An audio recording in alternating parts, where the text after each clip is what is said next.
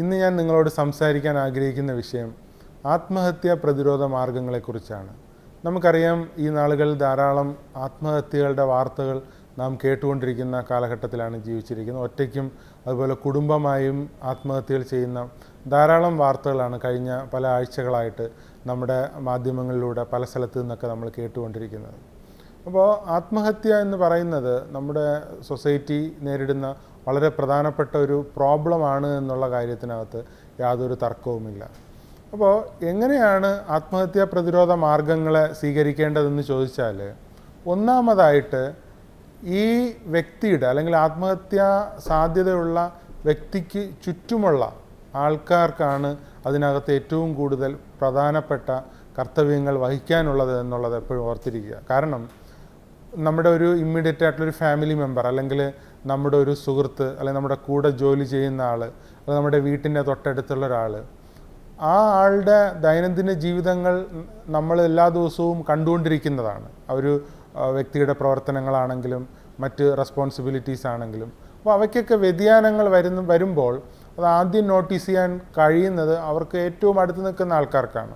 അപ്പം നമ്മുടെ ഒരു സുഹൃത്ത് അല്ലെങ്കിൽ നമ്മുടെ ഒരു ഫാമിലി മെമ്പർ പെട്ടെന്ന് സോഷ്യൽ വിഡ്രോവൽ അല്ലെങ്കിൽ മറ്റു ആൾക്കാരുമായിട്ട് ഇൻട്രാക്ട് ചെയ്യുന്നത് കുറയുകയാണ്, ഫങ്ഷനുകൾക്ക് വരുന്നത് കുറയുകയാണ്, ഉറക്കക്കുറവുണ്ടാകുന്നതായിട്ട് ശ്രദ്ധയിൽപ്പെടുകയാണ്, ഭയങ്കര ക്ഷീണമുള്ളതുപോലെ തോന്നുകയാണ്, മറ്റുള്ളവരുമായിട്ട് സംസാരിക്കുന്നത് കുറവാണ്, ആക്ടിവിറ്റികൾ ചെയ്യുന്ന കുറവാണ്.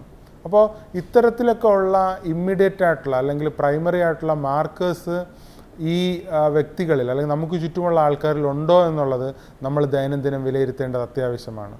അതുപോലെ ഏതെങ്കിലും വ്യക്തികൾ വളരെ ട്രോമാറ്റിക് ആയിട്ടുള്ള സിറ്റുവേഷൻസിലൂടെ കടന്നു പോവുകയാണെങ്കിൽ നിങ്ങൾ ഓരോരുത്തരും അവർക്ക് അഡീഷണൽ ആയിട്ടുള്ളൊരു സപ്പോർട്ട് കൊടുക്കേണ്ടതായിട്ടുണ്ട് എന്നുള്ള വസ്തുത നമ്മൾ എപ്പോഴും ഓർത്തിരിക്കുക. നമ്മുടെ വളരെ വേണ്ടപ്പെട്ട അല്ലെങ്കിൽ നമുക്ക് ചുറ്റുമുള്ള ആൾക്കാർ എന്തെങ്കിലും തരത്തിലുള്ള ട്രോമാറ്റിക് സിറ്റുവേഷൻസ് കടന്നു പോവുകയാണെങ്കിൽ അവരോട് നമ്മൾ കൂടുതൽ അടുത്തിടപഴകുകയും അവരുടെ ബുദ്ധിമുട്ടുകൾ മനസ്സിലാക്കാൻ വേണ്ടിയിട്ട് ശ്രമിക്കുകയും അവർക്ക് വേണ്ടുന്ന സപ്പോർട്ട് ആത്മാർത്ഥമായിട്ട് കൊടുക്കുന്നതിന് വേണ്ടിയിട്ടുള്ള ശ്രമങ്ങൾ നടത്തേണ്ടത് വളരെ അത്യാവശ്യമാണ്. അപ്പോൾ ഈ സൂയിസൈഡിൻ്റെ ഒരു സ്റ്റാറ്റിസ്റ്റിക്കൽ അനാലിസിസ് നമ്മൾ നോക്കിക്കഴിഞ്ഞാൽ കൂടുതലും പുരുഷന്മാരാണ് ആത്മഹത്യ ചെയ്യുന്നതായിട്ട് നമുക്ക് മനസ്സിലാക്കാനായിട്ട് കഴിയുന്നത്. അതേസമയം ആത്മഹത്യാ ശ്രമങ്ങൾ കൂടുതലും നടത്തുന്നത് സ്ത്രീകളാണ്.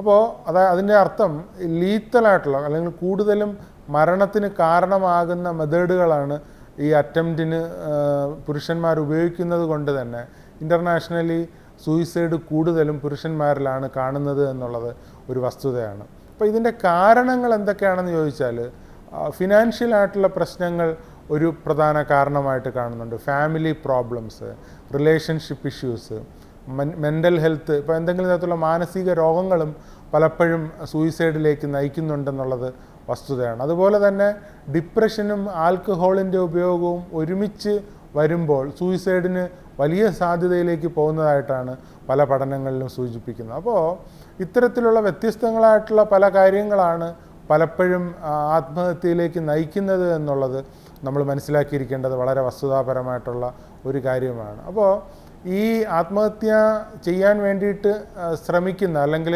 അങ്ങനെ ഒരു ചിന്ത മനസ്സിനകത്തേക്ക് വരുമ്പോൾ ചില ആൾക്കാർക്കൊരു ആംബിഗ്വിറ്റി ഉണ്ട്, ആത്മഹത്യ ചെയ്യണോ വേണ്ടയോ എന്നുള്ളത്. അപ്പം ഈ കൂടുതലും നമുക്ക് സപ്പോർട്ട് ചെയ്യാൻ കഴിയുന്നത് അത്തരത്തിൽ ആംബിഗ്വിറ്റി ഉള്ള ആൾക്കാരെയാണ്.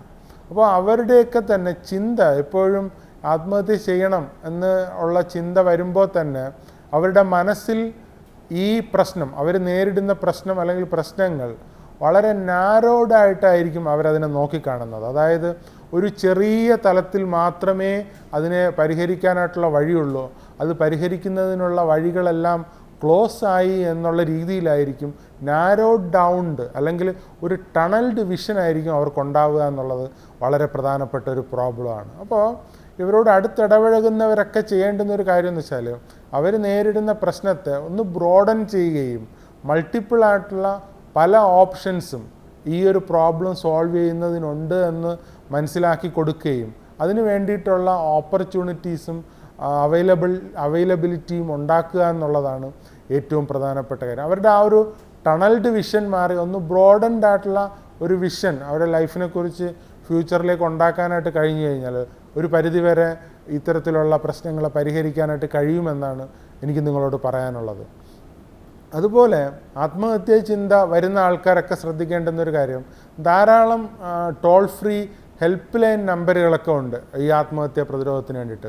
അപ്പോൾ പെട്ടെന്ന് അങ്ങനെ ഒരു ചിന്ത വരികയാണെങ്കിൽ തീർച്ചയായിട്ടും നിങ്ങൾക്ക് ആ നമ്പറിലേക്ക് വിളിക്കാനും അവിടെ എക്സ്പീരിയൻസ്ഡ് ആയിട്ടുള്ള പ്രൊഫഷണൽസ് നിങ്ങളെ സപ്പോർട്ട് ചെയ്യുകയും ചെയ്യും. നിങ്ങളുടെ വിഷമങ്ങൾ കേൾക്കാനും ഈ പറഞ്ഞ പോലെ ടണൽഡ് വിഷൻ ഒന്ന് ബ്രോഡൻഡ് വിഷനാക്കാൻ വേണ്ടിയിട്ടുള്ള ഹെൽപ്പെല്ലാം തന്നെ ഈ സൂയിസൈഡ് ഹെൽപ്പ് ലൈനുകളിൽ നിങ്ങൾക്ക് ലഭ്യമാണ് എന്നുള്ള വസ്തുത ഓർത്തിരിക്കുക. അപ്പോൾ ആ ചിന്തയ്ക്കകത്തേക്ക് വന്നു കഴിഞ്ഞാൽ പലപ്പോഴും അതിൽ നിന്ന് സ്വയമേ പലർക്കും പുറത്തേക്ക് വരിക എന്നുള്ളത് ബുദ്ധിമുട്ടായിട്ടാണ് കാണുന്നത്. അപ്പോൾ ഒരു സപ്പോർട്ട് നമുക്ക് അത്യാവശ്യമാണ്. അത് നമ്മുടെ ഇമ്മീഡിയറ്റ് ഫാമിലി മെമ്പറെ സപ്പോർട്ട് സീക്ക് ചെയ്യാം, അല്ലെങ്കിൽ നമ്മുടെ ഫ്രണ്ട്സിൻ്റെ സപ്പോർട്ട് സീക്ക് ചെയ്യാം, അല്ലെങ്കിൽ ഈ പറഞ്ഞ ടോൾ ഫ്രീ ഹെൽപ്പ് ലൈൻ നമ്പറുകളൊക്കെ തന്നെ നിങ്ങൾ നോട്ട് ചെയ്ത് വയ്ക്കുന്നതും നിങ്ങളെ ഹെൽപ്പ് ചെയ്യുമെന്നുള്ള വസ്തുത ഓർത്തിരിക്കുക. ഇതൊരു ഇമ്മീഡിയറ്റ് ആയിട്ടുള്ള അല്ലെങ്കിൽ ഒരു പ്രൈമറി ആയിട്ടുള്ള ഒരു ഇമ്പ്രൂവ്മെൻ്റ് ആണ് എന്നുള്ളത്, അല്ലെങ്കിൽ ഒരു സ്റ്റെപ്പാണ് എന്നുള്ളത് നമ്മളെപ്പോഴും ഓർത്തിരിക്കുക.